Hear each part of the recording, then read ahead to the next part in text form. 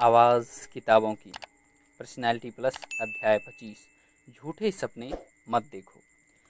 अपनी उन्नति की इच्छा सभी करते हैं। मुझे आज तक एक भी व्यक्ति ऐसा नहीं मिला जो अपनी उन्नति न चाहता हो। लेकिन यह एक महत्वपूर्ण प्रश्न है कि उन्नति प्राप्त कैसे हो। उन्नति स्वयं के व्यवसाय के द्वारा भी प्राप्त हो सकती है और नौकरी के द्वारा भी। इसके लिए व्यक्ति को कुछ करना तो अवश्य ही पड़ेगा। हाथ पर हाथ रखे बैठने से तो कुछ होगा नहीं। ऐसे लोगों की भी कोई कमी नहीं जो करते कुछ नहीं और सपने देखते हैं बहुत बड़े बड़े। सपने को साकार करने के लिए भी श्रम किया जाता है, लक्ष्य निर्धारित किया जाता है, योजनाएं बनाई जाती है, उन पर अमल करना पड़ता है। मनुष्य को झूठे सपने देखना छोड़ देना चाहिए। अब कोई यह पूछे कि झूठे सपने क्या है। झूठे सपने यह है, मान लीजिए किसी ने 2 करोड़ रुपये की लॉटरी का टिकट खरीदा और टिकट खरीदने के बाद वह उसी दिन से करोड़पति बनने का सपना देखने लगा। अथवा कोई व्यक्ति कोई व्यापार आरंभ करता है और सोचने लगता है कि उसे इतनी आमदनी पहले दिन से ही होने लगे कि उसकी तिजोरी भर जाए। वह इस बात को नहीं समझता कि किसी भी व्यापार को गति पकड़ने में थोड़ा समय तो लगता ही है। ये झूठे सपने नहीं तो और क्या है। कोई भी समझदार व्यक्ति झूठे सपने के द्वारा उन्नति करने की कल्पना भी नहीं करेगा। जिसे स्वयं पर विश्वास होता है वह झूठे सपने कभी नहीं देखता, बल्कि बहुत से लोगों ने इन झूठे सपनों के फलस्वरूप अपनी प्रगति का मार्ग स्वयं बंद कर लिया होता है। धनी हो या निर्धन, किसी भी व्यक्ति के लिए ये झूठे सपने कुछ भी देने वाले नहीं हैं, बल्कि ये सब किए कराए पर पानी फेर देते हैं।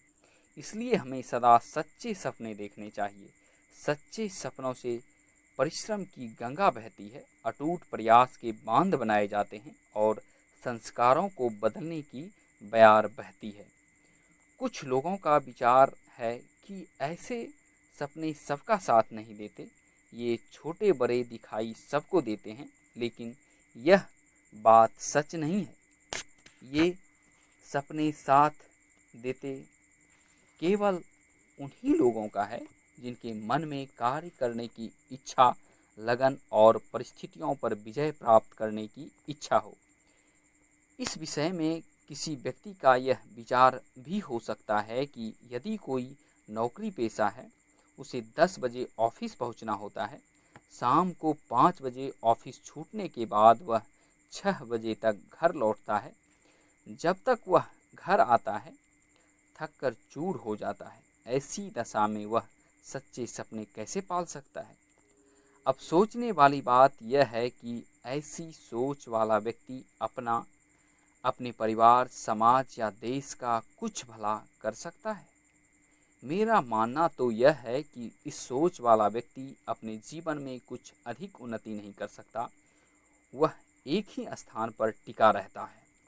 उसकी धन भी, आमद भी निश्चित रहती है। यदि नौकरी पेशा व्यक्ति चाहे तो अपनी आमदनी बढ़ा सकता है, लेकिन पैसा जमीन में से नहीं उगता, उसे कमाना पड़ता है। उसके लिए कड़ा परिश्रम करना पड़ता है। जो व्यक्ति इसके लिए तैयार हो उसे सुबह 5 बजे उठना पड़ेगा और रात को 10 बजे के बाद सोने के लिए बिस्तर पर जाना होगा। 3 घंटे सुबह और 3 घंटे शाम के इन 6 घंटों में वह अपनी रुचि का कोई भी कार्य कर सकता है। इससे उसे अतिरिक्त आय हो सकती है। यह आय उसकी दशा सुधार सकती है, उसके धन की वृद्धि कर सकती है। किंतु जो व्यक्ति आलसी है, परिश्रम करने से जी चुराते हैं, समय का सदुपयोग करना नहीं जानते, उन्हें धन का अभाव सदा बना रहता है। अतिरिक्त समय का उपयोग करके कोई भी धन के अपने इस अभाव को दूर कर सकता है। प्रत्येक कार्य के पीछे एक शक्ति होती है और शक्ति का दूसरा नाम ऊर्जा है। जिस व्यक्ति में ऊर्जा नहीं है, नौकरी करते करते जिसकी ऊर्जा सूख चुकी है, वह क्या जाने कि अतिरिक्त समय में पसीना बहाने का आनंद क्या होता है। ऐसा व्यक्ति सपने में भले ही धनवान बन जाए, इस चलायमान संसार में धनी नहीं बन सकता। यह ध्यान देने वाली बात है कि हर इंसान के भीतर एक से अधिक व्यक्तित्व होते हैं। यद्यपि आप स्वयं को एक व्यक्तित्व वाला ही मानते होंगे, दरअसल हर इंसान की तरह आपके भीतर भी कम से कम 2 व्यक्तित्व होते हैं और कई लोगों में तो इससे भी अधिक होते हैं। आपका एक स्वरूप तो वह होता है जिसे आप आईने में देखते हैं, यह आपका भौतिक या शारीरिक स्वरूप होता है। बहरहाल यह स्वरूप तो केवल वह घर है जिसमें आपके दूसरे स्वरूप या व्यक्तित्व निवास करते हैं। इस घर में कम से कम 2 अलग अलग विरोधी व्यक्तित्व रहते हैं और सदैव एक दूसरे के साथ संघर्ष करते हैं। एक व्यक्ति नकारात्मक होता है जो डर, शंका, गरीबी और बीमारी के माहौल में सोचता तथा जीता है। आपका यह स्वरूप असफलता की आशा करता है और इसकी यह आशा लगभग सदैव पूरी हो जाती है।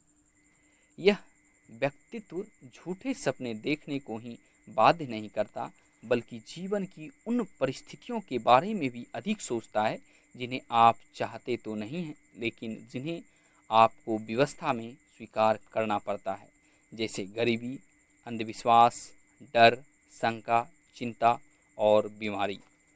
जबकि दूसरा स्वरूप आपका सच्चा स्वरूप है। यह व्यक्तित्व सकारात्मक होता है। यह रचनात्मक सपने दिखाने के साथ साथ समृद्धि, अच्छे स्वास्थ्य, प्रेम, मित्रता, व्यक्तिगत सफलता और दूसरों की सेवा के संदर्भ में सोचता है। यह व्यक्तित्व आपको इन सब नियामतों को प्राप्त करने के मार्ग भी दिखाता है। यदि आप जीवन में सफलता चाहते हैं तो झूठे सपने मत देखें और सही गुणों के आधार पर अपने जीवन को संतुलित करें। धन्यवाद।